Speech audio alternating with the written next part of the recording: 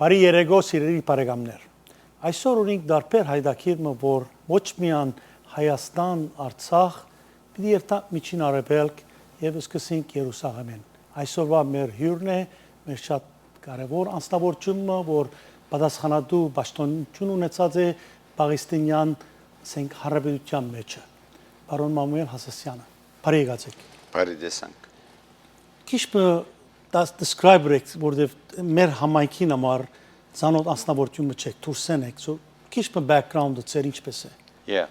Անգլերեն գտխոսիմ։ Սիրով։ Okay. Either language is fine with me. Yeah, great.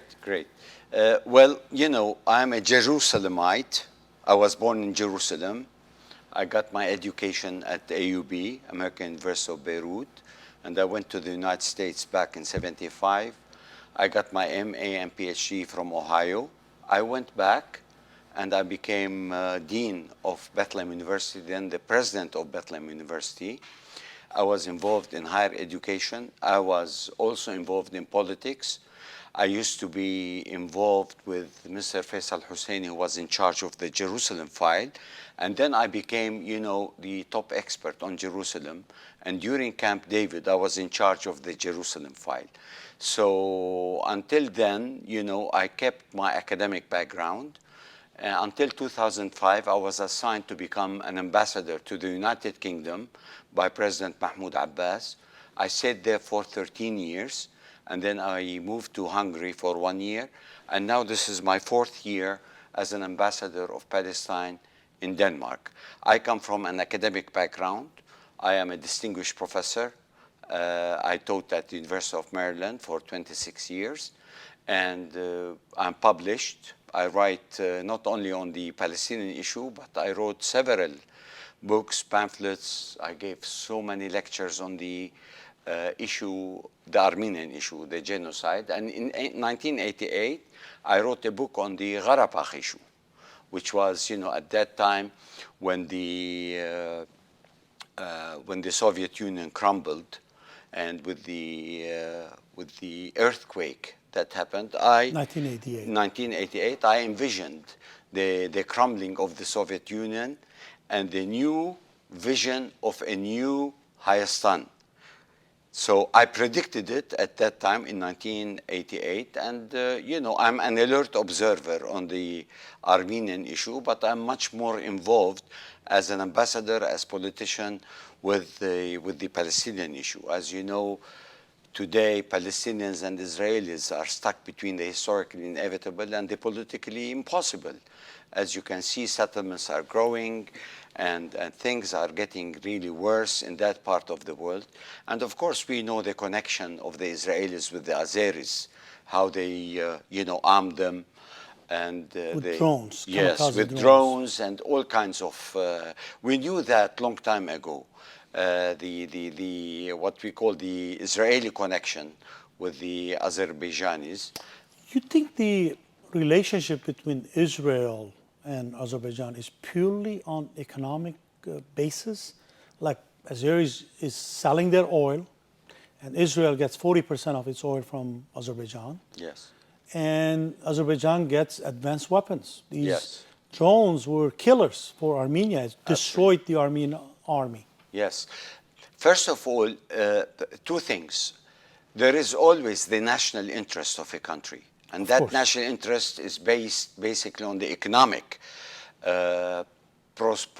perspective. Right. First of all, we have to realize that the question of oil in exchange of arms sales from Israel is #1 priority. But #2 priority for Israel, they don't like the Armenians. For the simple Why fact, that's the case? I will we tell have you. very similar Holocaust, genocide.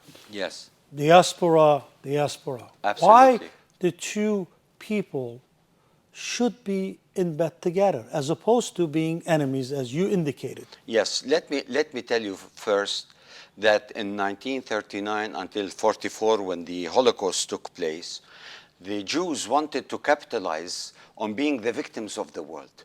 So they did not need any competitors like the Armenians that preceded them in a genocide in 1915. So they look at us as victims that is competing with their victimization to gain the support of the international community. It was, something that they have designed in their mind as a grand design to eliminate the Armenian question completely, let alone they had certain kind of interest of a rapprochement with Turkey. And that's why, the Turkish-Israeli connection to Azerbaijan is a triangle where their interests economically and yet ideologically to remove the Armenians, aside from the question of victimization and genocide and what have you. Well, Israel had a very bad relationship with Turkey. Just recently, the Turkish president met with the Israeli prime minister in New York. And that's the first time they talk to each other. Now, I think they're going to be a visit by Erdogan to Israel, from what I'm reading, if that's accurate.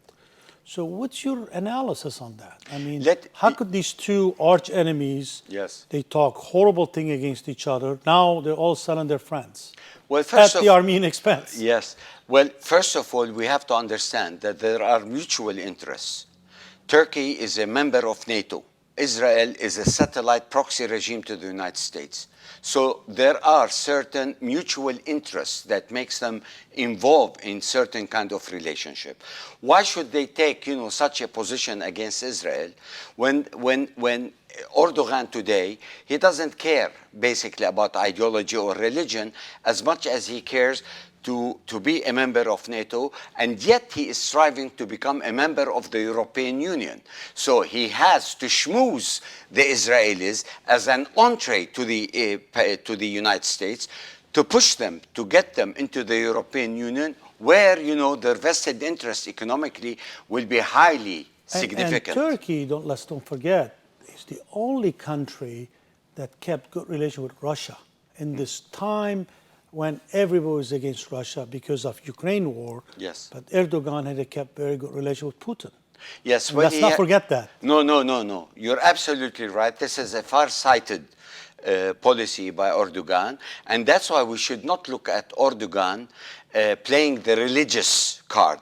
He's playing the secular card while he is religious. He maintains his majority by his party, which is completely Muslim Brotherhood.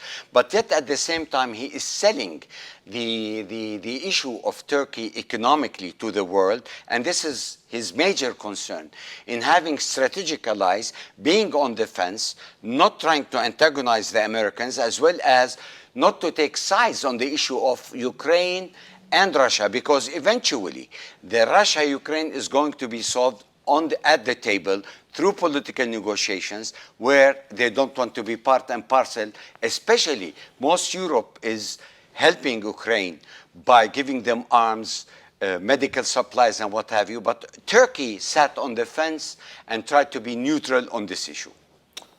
Let's go back to the Palestinian issue.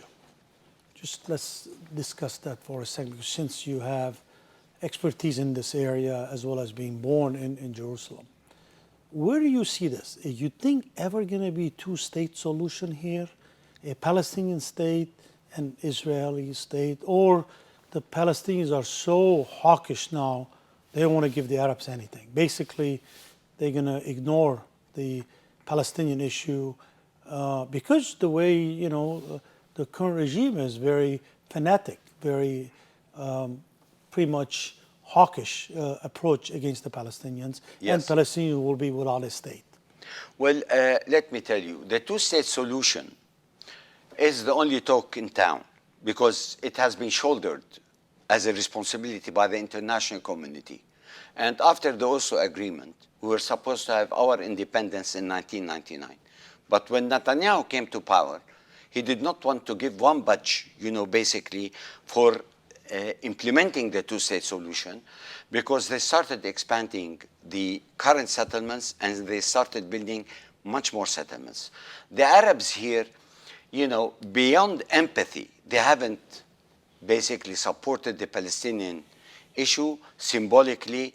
Even when it comes to financial issues, they are totally restricted by constraints put by the United States. Now, the Arabs want their mutual interest with Israel because, the Americans are pushing them towards normalization. And we have seen the UAE, Bahrain, and Oman has already, Even and now the Saudi Arabia, Saudis. Saudis. Now the Saudis are being involved. But as far as the Israeli government, I tell you, they want a one-state solution, my friend. No two-state solution. No. One-state solution. And that one-state solution is absolutely a Jewish state, where they would So give what do you do with, 4 million Arabs? almost 6 million 6 now. million. So Yeah. my numbers are old. Yes. So you get 6 million Arabs. How many millions Israelis? Around 7.5, 8. So we're getting close Close. demographically. You get 6, 7, so 13 million population. Let's say half. Yes. Or 45, 55. Yes. How can you leave these people with no representation, with no government? This is it. The Israelis, they don't want to go ahead with the two-state solution. The Israelis want to have one-state solution, giving the Palestinians only autonomy in certain parts of the West Bank. And if you look at the map today, What about Gaza Strip? I tell you, if you look today at the West Bank, it's the archipelago of non-contiguous geographic island, where it will be very hard to consolidate the West Bank in order, again, with the connection of Gaza to have an independent state. So Israelis are trying to drive line of demarcation within the West Bank to make it impossible by having For the Palestinians to have their own state. They have more than 150 settlements. They have 750,000 settlers today in the West Bank. And they surround the big cities, the Palestinian big cities. So how on earth are they going to rescind from that decision, withdraw and try more or less to evacuate those settlements to give it to the Palestinians, let alone to cede it to Gaza? For them, it is, something that will be a threat in the future if they do that. Therefore, So what they is want the to keep the solution? status quo plus. That's So their keep it the intention. way it is. Yes. That's in their best benefit. Yeah, and nobody is pushing Israel to make any concessions. U.S. is not going to push. Listen, we have 80 votes in the United Nations Security Council General Assembly saying that the acquisition of territory by force is illegal. In 1967, 242 and 338 came into existence as the basis for the negotiations with the Israelis. What Israel did, they reversed the conditions, created new facts on the ground. Now it is impossible to talk about, total withdrawal. And what will be the concession of the Palestinians to the Israelis to accept, basically a two-state solution? So the Israelis have the upper hand. Nobody is pushing them. Nobody is putting any pressure. All UN resolutions that came out are ineffective. It's null and void because there is no tools of implementation by the United Nations. And why is that? Because the United States government has the veto power in the Security Council. So every vote that comes to the UN, 4 countries, the permanent members of the Security Council, vote for the Palestinians. The US uses the veto power, and there it goes. So the international community, which is on the side of the Palestinians, is helpless, cannot implement the decision. Unlike if you look at Iraq, when UN resolutions came out, the Americans, of course, they had the upper hand. They implemented every single resolution against the Iraqi people. Because of different conditions there. I mean, you cannot compare Iraq with Palestine because there's no Israel there. The reason there's Israel is so powerful because of United States Jews. That's it. That's the only reason. Absolutely. That's the only reason Israel is powerful, because the American Jews, which should be similar to Armenians. We should be strong here in order to influence the decisions of United States government. Anyway, let's shift a little bit, talk about the situation which raised a lot of concern and issues, is the Armenian Quarters. Yes. What is going on? What is the truth? Is that true that they sold 25% of the Armenian Quarters, the Goveru Bardez, gave it to and some Jewish company as person for 99 years? It's not a speculation anymore. It's reality. Yes, it's a reality. And I smelled the rat back in 2020 when I was interviewed the first time about the Goveru Bardes. I said this is not a question of giving it 10 years for the municipality to remove the trash and to have a parking No, lot. 99 years. Yes, I said that in 2020. And then, you know, I was quoted later by the press that I was right. It was something beyond that. It was a lease for 99 years to this Jewish businessman company, from Zana. Australia. Yeah, from Australia. But actually, the intention was basically to lease it for 99 years. And the way they went about it, it was not a public knowledge. It didn't go through the Brotherhood. It didn't go through the Synod. It was an agreement that was signed by the Patriarch through this Bared Yeretzian, who was the architect of convincing, you know, the Patriarch to sign on it. Now, they kept it secret. They kept it discreet. But things started unfolding a bit by bit when the municipality started bringing their caterpillars and the bulldozers. Tractor bulldozers. Yes, and we started seeing that things are developing and there is something which smells, as we say, we smell a rat. Yeah. You know, about Let's take a break. We're Yes. going to take a short break, and we come back. We'll talk a little bit about that, and we'll talk. I mean, there's so many issues today's world with clearly the Armenian issues on the front. We'll talk about that. Sure. Սիրելի պայգամներ, գաչ թաթարմա պիտի առնենք եւ պիտի վերաթռնանք մեր հայդակրին։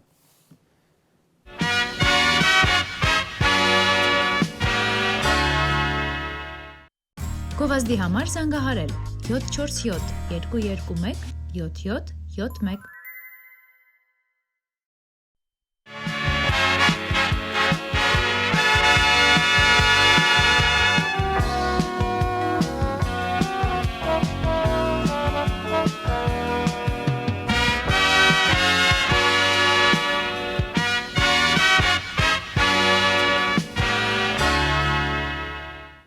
Սիրելի պայգամներ, գվերաթռնանք մեր հայդակրին եւ շատ հետաքրքիր մեր զրուցումը այսօրվա գացությունը Արաբ աշխարհի Երուսաղեմ, Հայաստան, you name it, ամենը մեջն են։ Jerusalem, we were talking about Jerusalem. Yes. And the patriarch and our issues with Goveru Bardes, that's what we left before the break. What's your opinion? What is your analysis? Since you're a diplomat, you can analyze things. What's your analysis? Well, first of all, I think the Patriarch who has total jurisdiction, you know, because he's legitimately elected Patriarch from the Synod and the Brotherhood, there is no kind of pressure that would come legally on him from Echmiadzin or from all over the world. They cannot, because he's independent. And that's why he has the prerogative of signing. But, you know, our question, who is he to sign on properties that have been there for centuries? We have been there since the 4th century. Our community, our Armenian name has always been skyrocketed among Palestinians. And this patriarch comes on a golden platter, gives almost 20%, you know, of the Armenian in a very prime location opposite St. James Cathedral or church, to give it on a golden platter to the Israelis. Let me take you back a little bit to 2020. I was involved in the Camp David Accords, and I was in charge in the PLO Negotiation Affairs Department. I was in charge of the Jerusalem file. And we had all kinds of preparations about the question of sovereignty and what have you. So when Arafat went and met Clinton and Ehud Barak, who was the prime minister at that time, they begged to differ on the issue of sovereignty over Jerusalem.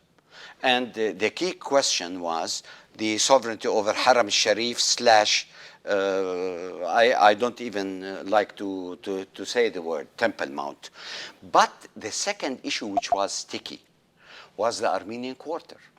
Barak came and he said, oh, all the Armenians, you know, are Israeli citizens. They are adjacent to Zion Gate, West Jerusalem. So by de facto, the Armenian Quarter should be part and parcel of West Jerusalem. Arafat told him no. And why I'm telling you this? And the other issue was the question of right of return, which of course Barak categorically refused. Why I'm telling you this? Before Camp David, the late Faisal Husseini, I used to work at the Orient House as an advisor to him, with no money being paid, just an advisor to him. So I was in charge of the Jerusalem file. Then I became in charge of the Jerusalem file in the Negotiation Affairs Department. Before we went to Camp David, we visited Patriarch Torkom Manugyan. And I took Faisal and we met with him. And we asked him, we need a Ferman about, the Armenian Quarter. Where do you side? He said, we side with East Jerusalem. It's an occupied territory. Our faith is with the other Christian communities, because if we give the Armenian Quarter, there will be total non-contiguous geographic Christian continuation, and that's why we believe that we have to be under the Palestinian Authority. Yes. Now, when we took that Ferman and went, we were, equipped with the Patriarch's Ferman that the Armenian Quarter is part and parcel of the other 3 quarters of Jerusalem. And that's why we refused, basically, to succumb to the pressures of Ehud Barak. And as a result of that, Camp David did not really materialize. We packed up and left. And that's why later the Intifada took place as a result of the Israeli policies, because we did not respond positively to the pressures of the Israeli at Camp David. And here comes the Patriarch on a golden platter for few fist of dollars, gives them that legally by a lease of 99 years, making them legitimate owners of something that the Patriarch and other Patriarchs never owned. This is the property of the Armenian people. Can we reverse that decision? He's saying he's going to reverse it. Yeah. Can it happen? Is it possible? Listen, it is possible.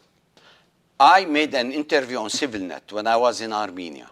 I said, whatever expenses incurred in revoking the decision, without consulting my president, without consulting the head of the Presidential Religious Committee, Dr. Ramzi Khouri, who is in charge of this file, in charge of the religious files in Jerusalem, I made an offer. I said, we can pay the penalties just to revoke that contract. So we were ready.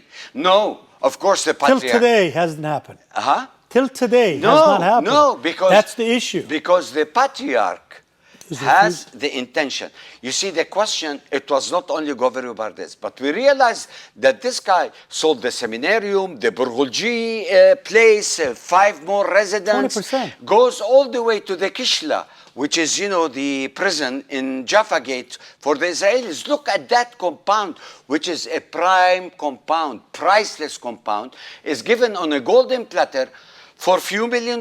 Come on.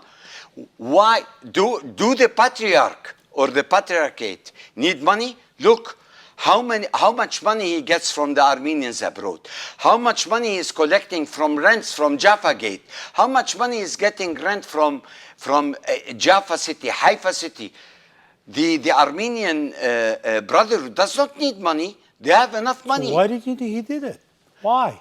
For selfish, narcissistic reasons. And the one who orchestrated this, the arch guy who designed this, was this so-called Bared Yeretzian. Which is, and of he's course, here today. Huh? He's in LA. He's in Los Angeles. He's in Los Angeles. He's been defrauded. He was kicked out of Jerusalem. Yes. So, but let me tell you, I wish that he doesn't return to Jerusalem. Well, he's not going to return to Jerusalem. He's sitting If here he in returns Pasadena. to Jerusalem, his fate will be changed, I tell you. Because he is defrocked. He is persona non grata. He is blacklisted by the government of Palestine and that of Jordan. And as you know, the Patriarch today totally is frozen, non-recognized. He cannot travel to Jordan, and he cannot come to the West Bank. He cannot go to Bethlehem to celebrate. So how are we going to solve this problem? There is no... What's the solution? Listen, the solution is very simple. The Patriarch has to acknowledge that he made a mistake and that he conned him, and he is willing to revoke that contract. We pick up the tab of the penalties, and life Does he continues. stay in office? Huh? Should he stay in office? No, I think he should resign, he should retire, That's and what we we should want. have a different Patriarch with a new vision of how he could consolidate the power of the Armenians. One thing I have to tell you here, and I'm really very upset. We went to Armenia. We met Armen Sarkisian, we met Pashinyan, we met all these high-ranking officials to tell them, you are stakeholders, you are Armenians, these are Armenian properties. By de facto, you are owners of this land. How on earth do you sit idle and you don't respond to this patriarch? You don't even send a delegation of inquiry, a commission of inquiry. Let me tell because you, it happened in the past. Armenian government never even said a word. Yes, tell me about it. What a word. Tell me about it. For Armenian land given to Israelis on a platter, as you said. Yes. From 4th century, we owned it as Armenians. Absolutely. And our government hasn't even said a word. That's to me more hurting. Can I give you just one footnote? Yes. When we went to Armenia, I had a letter from the president, headed by Dr. Ramzi Khouri again, to open an embassy in Yerevan. And mutually, they will have an embassy in Ramallah. For the last 3.5 years, we have been going back and forth with them. We had letters. We had letters from our foreign minister, Dr. Riyad Malki. Up till now, they have been procrastinating, my friends. Why? Because they are afraid of the Israelis. They are afraid of the Americans. They don't want to have any ties with Palestinians. And they have been saying, oh, we're support. Although they support the Palestinians in UN resolutions, but they know eventually it is in vain because the Americans will use the veto. So they are on a good partnership with the Palestinians. But so far, my friend, I'm retiring at the end of this year, and there will be no ambassador to go to Yerevan, even if they wanted to have an embassy. But look to what extent the Israelis are threatening them. While Israel is our arch enemy on the genocide and on supporting the Azeris in liquidating the Armenian people, this is what's going on today in Artsakh, is basically not only physical genocide, but it is a cultural genocide. It's a land that has been totally populated by Armenians. Now they are being evicted by arms, and the international community is watching the massacres of the Armenians, and nothing is doing anything about it. Where is the United States? Where is Europe that lectures us on human rights and freedom? Where is their position on this issue?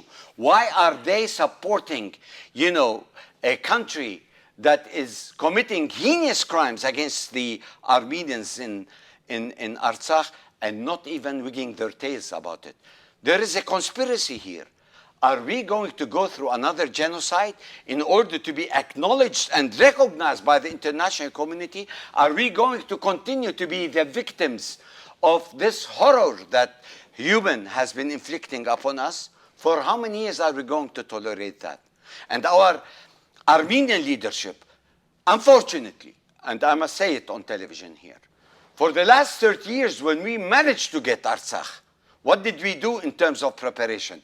We knew that the Azeris are preparing for an onslaught. We did nothing. We did not build our arms. We did not do developments. We did not have proper military presence in Artsakh, believing that, okay, we took Artsakh and we went 50 kilometers and we will negotiate on the 50 kilometers. Look what happened. We lost them all. We lost everything.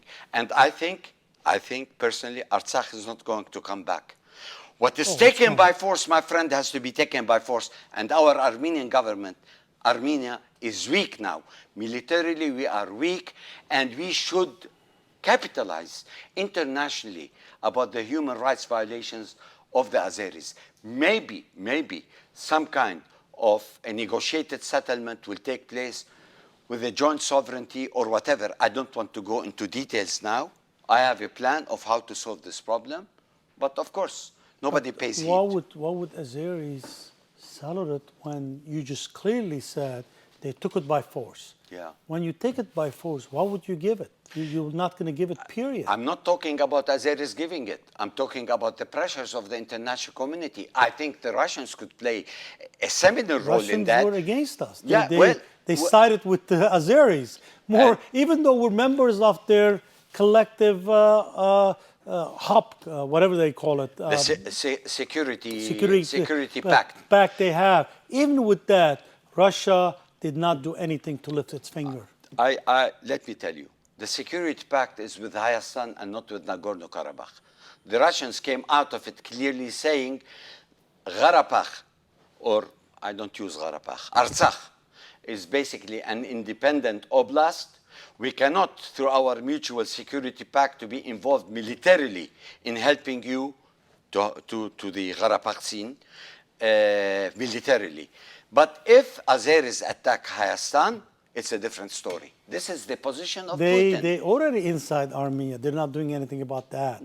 Well, you know, this is what we call power politics, my friend. Yeah. Power politics is based on national interest. Now, you know, Russia is occupied with Ukraine. They don't know how to get out of that mess. The entire world is against them.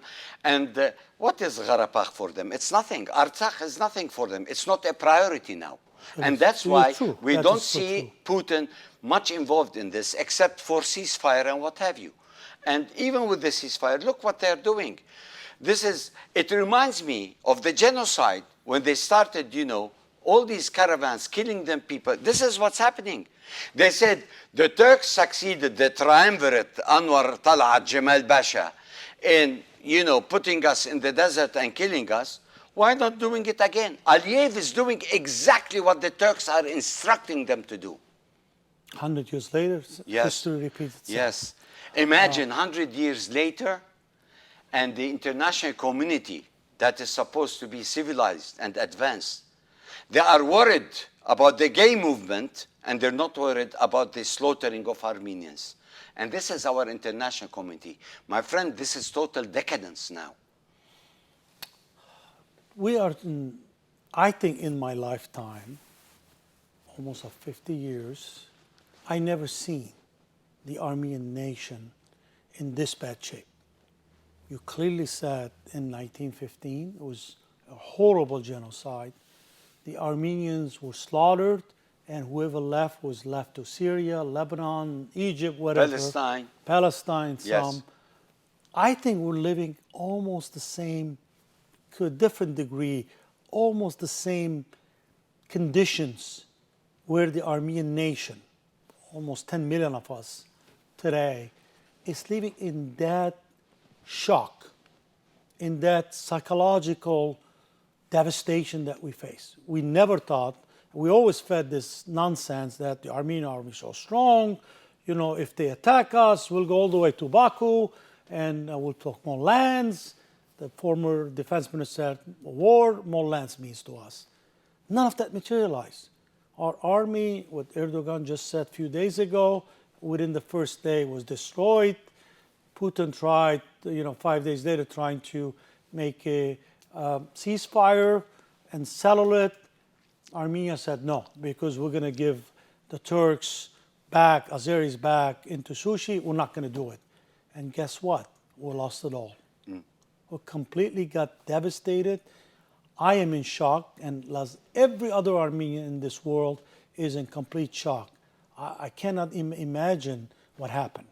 And as you said, 120,000 Armenians will leave.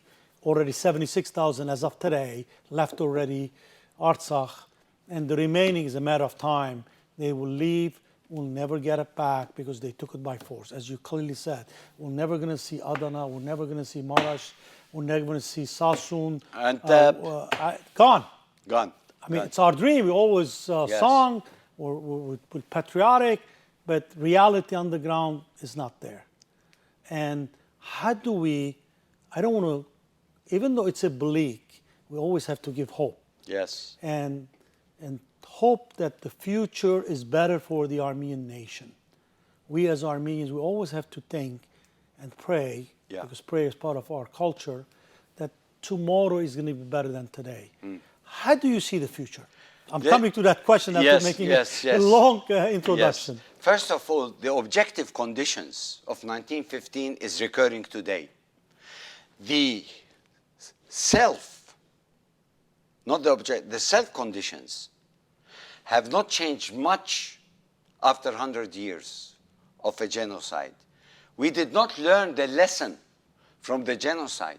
We did not get together. Armenians are excellent individually.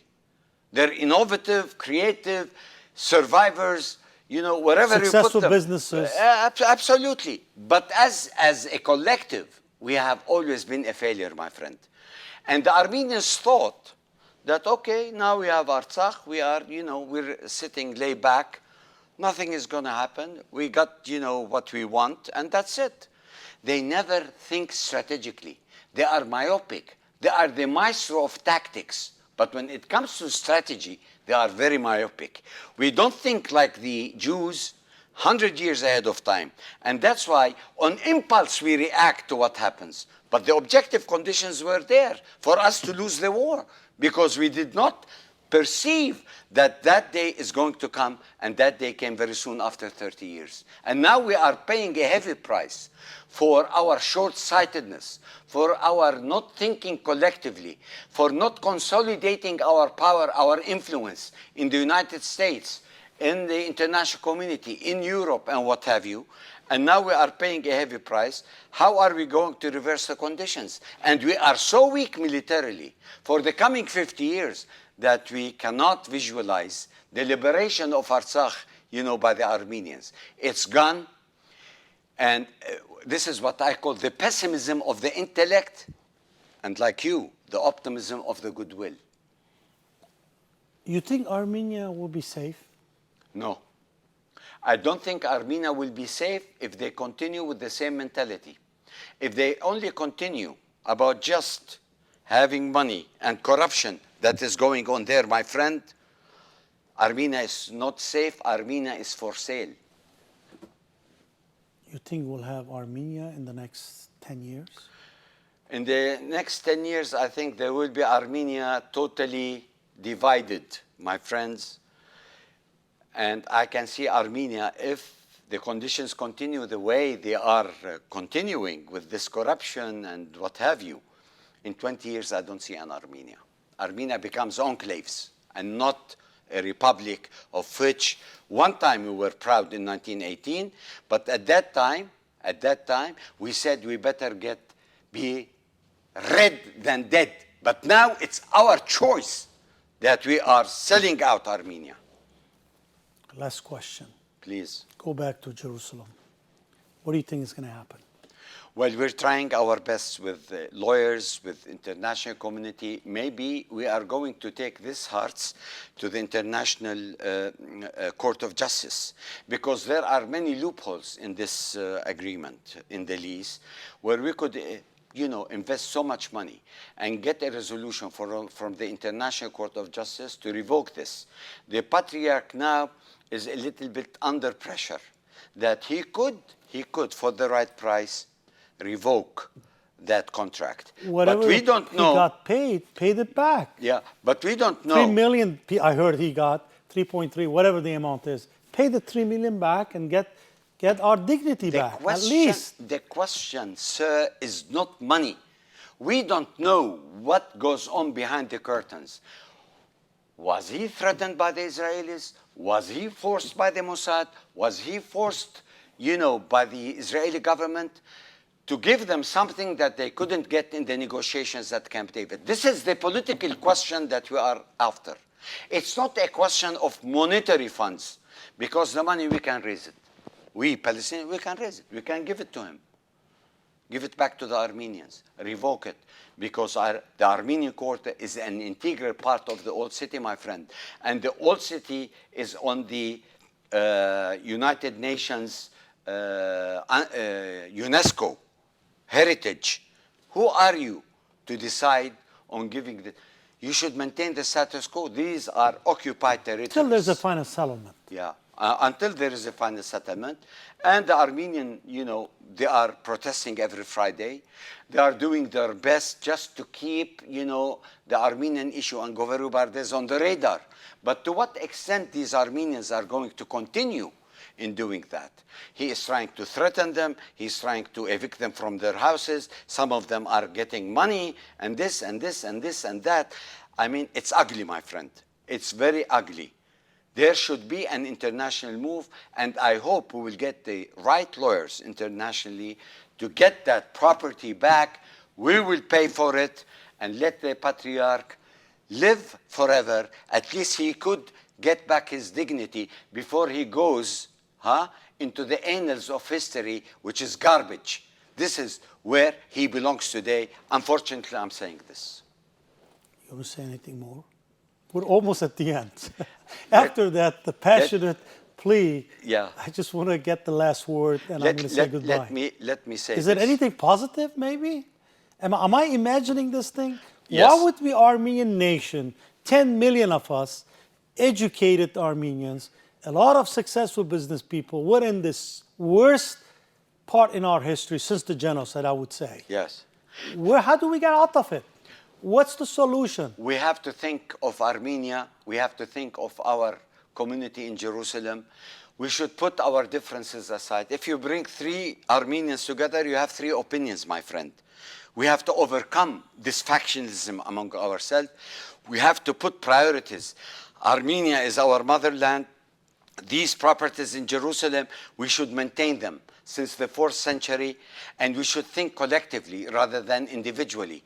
And we have to consolidate all our powers. We are very strong in the United States. We have the second important lobby in Washington. Why can't we use that as a pressure group on the congressmen, basically to put pressure on the Israelis to withdraw from this issue, to put pressures on the Armenian Patriarchate to rescind and to revoke this contract? We can do a lot of things. We can move the international community to help us, to put pressures. Why not? Because this is a just cause. This is a just cause. What's happening in Artsakh is a just cause. We are empowered by the righteousness of our cause in Artsakh. We are empowered by our righteousness to own these lands as community, Armenian community. Why should we give in? Why? It's gone, but we have to be hopeful. And let me finish by saying this. Listen, I said the pessimism of the intellect as us, but the optimism of the goodwill. We don't know, 20 years down the pipeline, the objective realities are going to change. Who is going to predict that the United States government will be still the unipolar power in the world? Where is the emergence now of other powers that could create a balance, if not even control the world? Who says that Israel will be united forever? You don't know the contradictions between the Ashkenazi, Sephardi, and what have you. Who says that the Palestinians will be still factionalized with Hamas and Fatah?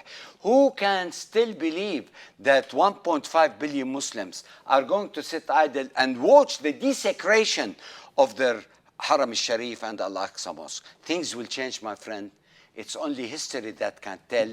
Civilizations crumble after thousands of years, maybe not in our lifetime, but maybe in our ancestors or in our future generations. We can see a resurrected Armenia and a resurrected Jerusalem. We'll close at that note. Thank you so much, sir. Note. Thank you for hosting me, and thanks for Ohan and Vahe, who brought me over here to have this interview with we you. Appreciate that. We I appreciate your that. passion, even though it's a bleak picture we have. Sure. As I said, it's the worst in our lifetime that I've seen it. And we hope and pray better days are ahead of us. Inshallah. Yeah, that's what we say in Arabic too, inshallah. Thank you. Սիրելի բարեկամներ, այս հայդակիրը կփակենք ինչպես մեր բարեկամը ասավ, inshallah, աստուծո գամքով ասենք հայերենով, գիշեր բարի։